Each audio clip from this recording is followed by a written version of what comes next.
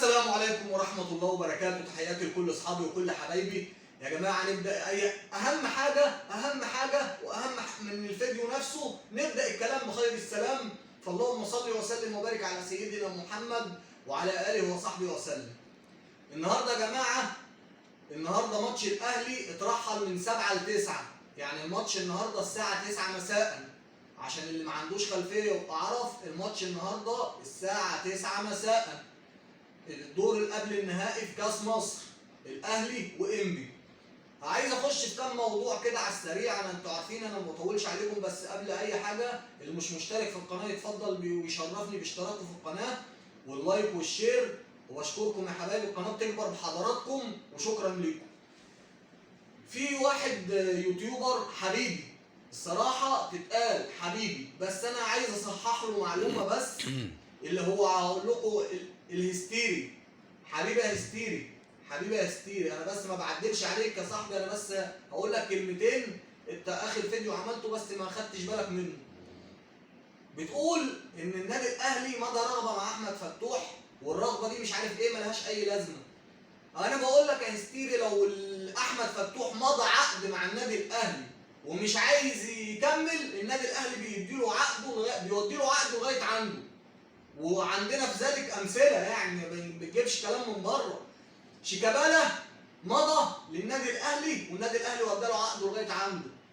حسني عبد ربه مضى في النادي الاهلي والنادي الاهلي ودى له عقده لغايه ودى له العقد لغايه عنده. تمام. جمال حمزه مضى للنادي الاهلي والنادي الاهلي ودى له العقد برضه لغايه عنده. النادي الاهلي ما بيغصبش حد انه يلعب في النادي الاهلي. النادي الاهلي شرف لاي حد يا كابتن هستيري. انت حبيبي طبعا وانا بحبك وبتابعك، بس دي معلومه انا حبيت اوصلها لك، ان النادي الاهلي ما بيقفش على اي حد. النادي الاهلي اللي مش عايزه بيودي له عقد لغايه عنده، حتى لو ماضي احمد فتوح، حتى لو مضى العقد والنادي الاهلي هيودي له العقد لغايه عنده، هيقول له انت طالما مش عايزنا احنا مش عايزينك. النادي الاهلي ما بيوقفش على حد. النادي الاهلي كبير ولعبته زي الفل. انما تقول لي ماضي رغبه ومش ماضي رغبه، الكلام ده ما بياكلش مع النادي الاهلي. لو ماضي العقد بذات نفسه ورجع في كلامه، هيودوا له العقد لغايه عنده.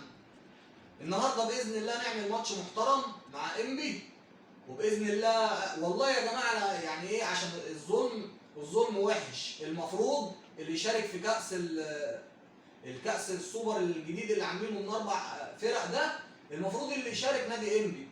كسب خسر النهارده، هو ان شاء الله هيخسر، يعني ان شاء الله هيخسر، بس كسب خسر المفروض هو اللي يشارك. ليه؟ لان انت واخد اول الدوري وتاني الدوري، تمام، وبطل الرابطه. طب فين بتاع الكاس؟ فين بتاع الكاس؟ يعني بيراميدز مشارك والزمالك منسحب والاهلي مشارك. المفروض الرابع بتاعهم مش رابع الدوري. فيوتشر يشارك بناء عن ايه؟ فيوتشر يشارك بناء عن ايه؟ ولا هو عشان تبع ولا هو عشان تبع وسيف زاهر ومش عارف ايه والشله لا يا جماعه، لا، الظلم وحش. المفروض انبي هو اللي يشارك في مباراه السوبر المجمعه اللي من 4 انديه دي. كسب خسر هو اللي يشارك، لان ال3 فرق التانيين انتوا عارفين الاهلي مشارك وبيراميدز مشارك والزمالك منسحب. يبقى اسلم واحد يشارك في المباراه دي هو نادي انبي، مش نادي مودرن فيوتشر او اون فيوتشر او الحكام فيوتشر، اي زي ما انتوا عايزين تقولوا قولوا.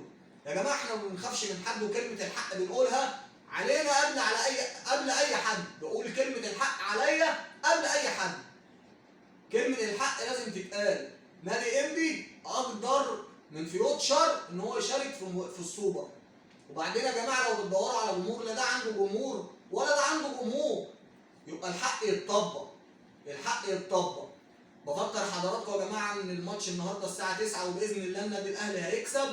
وبشكركم والسلام عليكم ورحمه الله وبركاته.